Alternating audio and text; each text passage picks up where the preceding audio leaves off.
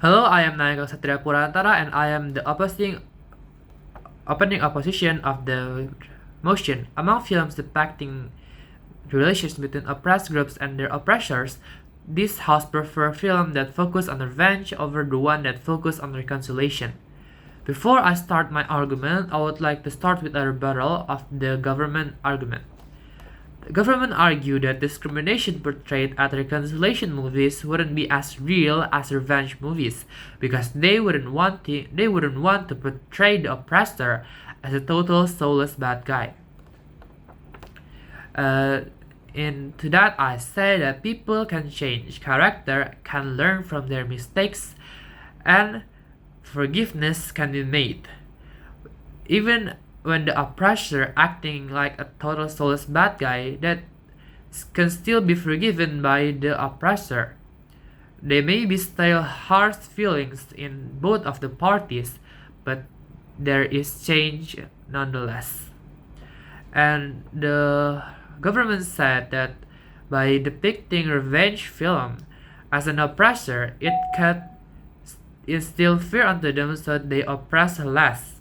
But I think that by instilling fear onto them, they will become more fearful of the oppressor and in turn oppress more. Remember, they, as the oppressor, still have the power over the oppressed.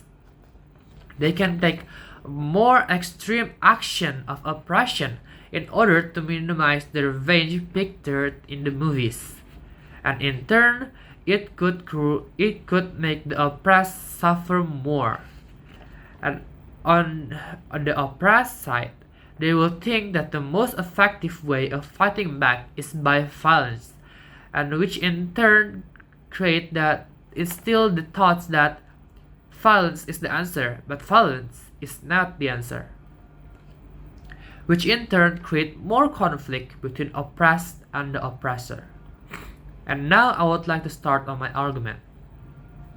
My first argument is that reconciliation movies can be gory and display a realistic oppressor just like the revenge movies, because there is still going to be a realistic display of oppression, and the oppressed can still fight back, depicting gory and blood.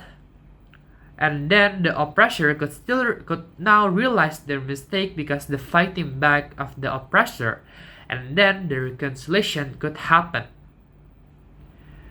But fighting in the reconciliation movies is not the main thing. I know this because in the reconciliation movies, the main thing is about being kind to each other, realizing that we need to be kind to each other, and forgiveness can be made between the oppressor and the oppressed. My second argument is that revenge movies instill the ideas that in oppressor scenarios could only result in one winner.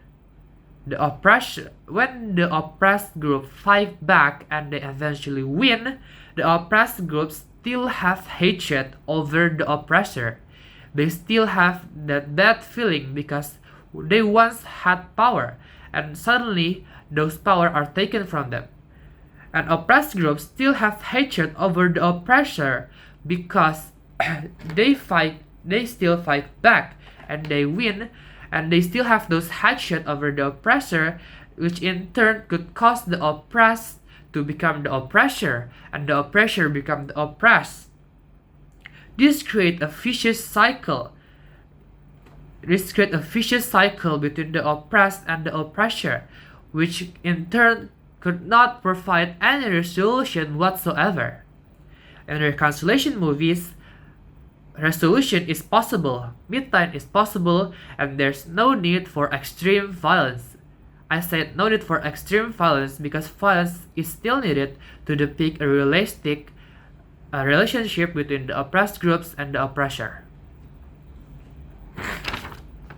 Revenge movies instill that independence could only work with violence in mind, and not turning with violence in mind.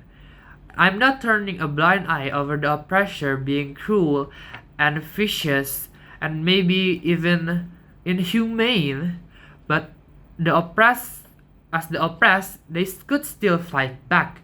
They could still speak with their fists or in order to make them become hurt by the oppressor. But they need to do it with minimal violence to make it as effective as possible. They need to make their foes hurt. They can use violence to a minimal, but they also need to be the bigger man. I know you think that this is going to be oppressed dependent on the resolution, but as the oppressor, they need also to understand when the oppressed group is speaking their voice, they need to listen. From the reconciliation movies, they know that they need to listen from the oppressed groups.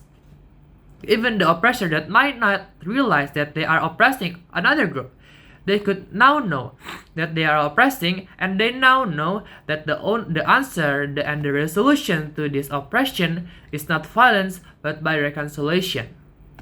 And my last argument is that knowing reconciliation could happen, the third parties or the neutral group can do everything in their power to mediate and facilitate a midline between both parties. They don't stay still, but they help. They don't become fearful over the conflict or become ignorant because the conflict of violence is stressing them, but they can be able to facilitate between both of them because they know peaceful resolution is possible. It doesn't need to end with violence, and it doesn't need to be a vicious cycle between the oppressed and the oppressed group. Because with violence, it could instill fear onto the neutral group, and then we could make them turn a blind eye over the conflict that happened.